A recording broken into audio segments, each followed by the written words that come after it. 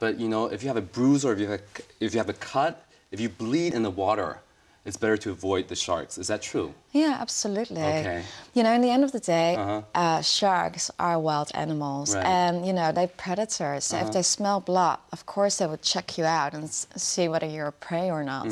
So when you go swimming, you do have to take your precautions. Right. So when you bleed, don't go swimming because you would attract sharks. Right. When you go swimming, don't swim near fishermen because they will throw bait in the water and attract sharks.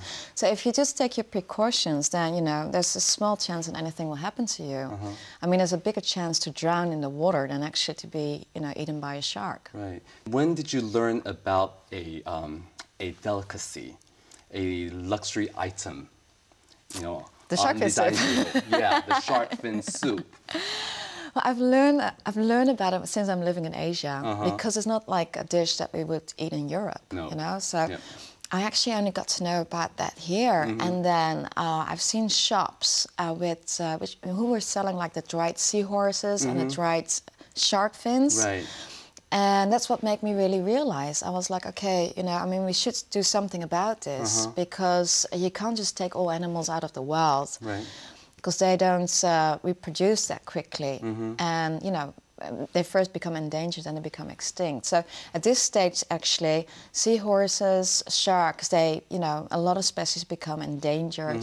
And if we don't start protecting them now, well, then basically, you know, it's too late, I guess. Right. For the shark fin that we actually eat, okay, what kind of sharks are they usually? Any shark, I guess, sharks? Yeah, because the problem is that there are fishermen that only want to have the fins because you know, you can make a lot of money on the fins. Right.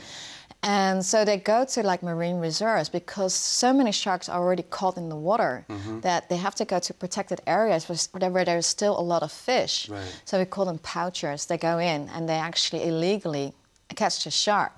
And the reason why they chop off the fin is because they, you know, you don't want to, you know, be caught with like 300 sharks in your, you know, in your boat. Fridge, you know, down there, so down the deck somewhere. Yeah. So they just cut off the fins and leave the sharks to die, and that's something like, you know, that should not happen. Right. You know, I mean, what we believe is sustainability. You won't tell people like, okay, you have to all become vegetarians, but we do believe that you can make a choice as being a consumer. You can say like, okay, I'm going to stop eating this product because, you know, I kind of stimulate people to go to those marine reserves and cut off the fins. Right. And so, yeah, that's what we're trying to do. Is like, you know, we promote, you know, and we teach actually what sustainability means, which is a great concept because it means never ending. Right. So whatever we do on Earth, we should make sure that, you know, for the next generation, there's still resources for them. Right. And there is still like a lot of other, you know, species that we can enjoy. I'm sure you've been to restaurants where the, you know, maybe the table next to you, they're eating something like that. What is your feeling? What's in your mind, you know, when you're experiencing that in a restaurant? Yeah, well, basically, yeah, if I would notice that, like, you know, well, it's very difficult to, you know, go to a table and then, you know, do my education thing. But what I do believe is that the next step that we should take is to go to restaurants, international chains, and ask them to give the alternative. Because I understand that this is, you know, a tradition. But traditions can be changed, and especially if it's for a good cause.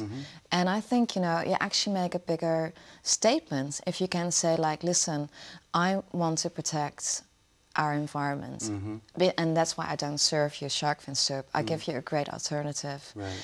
And, you know, there are lots of other expensive dishes, like, you know, I mean, if you want to go for, like, you know, truffle soup or something, I mean, you import, like, this, you know, very expensive mushrooms from Europe. And I think you can make a statement there, like, you know, because in the end of the day, if you want to make a statement, like, you know, that you are wealthy enough to buy, you know, expensive things, there are a lot of other things you can buy. Or you can make a statement and say, like, listen, I'm wealthy enough, I'm going to give this money to, like, a good cause. I want to protect, I want to give it back to the community. I want to give it back to, you know, to other people instead of, like, you know, just using it for yourself. Right. It's actually, I have to say, it tastes really good. Not the shark fin itself, but how they cook it. You know, so basically, I myself think, you know, you can always find a substitute or invent a substitute. Absolutely, yeah. You know, I don't know, rice vermicelli is one of the, option that I find that, suits that kind of texture that you get from shark fin. So, absolutely. So it's how you cook it. But I'm sure, if I say this, maybe a lot of chefs will be killing me tonight. Yeah, but actually, we saw like a footage of you like educating, little kids. You were dancing in a costume, and actually, I think you asked a question. What do you think about the dish? And the little kids say, "Delicious." I always love kids to be honest. Right. Say like, He's very honest. He's very cute and honest. Yeah. And what we try to do is hopefully that the same kid at the end of the 30-minute show, that they will say like, oh, I want to protect sharks. Right. And 9 out of 10 times they will do that. They will be like, oh no, I want to protect sharks. And then hopefully they go back home and say like, hey, Mom, Dad, I did this great program and we saw the shark and we should not eat shark fin soup anymore. But the parents would say, hey, but the shark fin, they're good for you. According to, the Chinese medicine or whatever, or myths, it's good for you. Is it true? Actually, when we talk about those kind of myths, actually shark fins are not that healthy because large fish, because there's a lot of pollution in the ocean, and large fish, they get all this pollution into their, fat and they store it. So when you eat actually shark fins, the mercury levels are quite high. So it's not that healthy, actually. I mean, I would say I would never eat shark fin soup for that reason. Right. And I would never eat shark fin soup as well for I mean, we don't want to make sharks extinct. Are there certain days you feel really down because you go home and then you just think things are not improving, or the cause that you fight for is not achieving anything? Are there certain days that you feel really down? Everybody has bad hair days. Yeah, I know.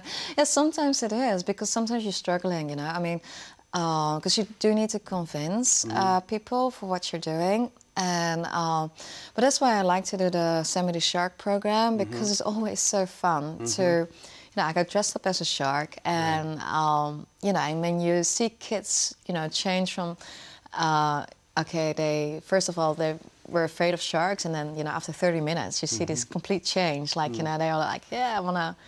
Yeah, and they're hugging you, and they wanna, wanna be friends with sharks. That's what makes my day, actually. And if I have a bad hair day, I just make sure I go to the school and, work with the kids. Actually,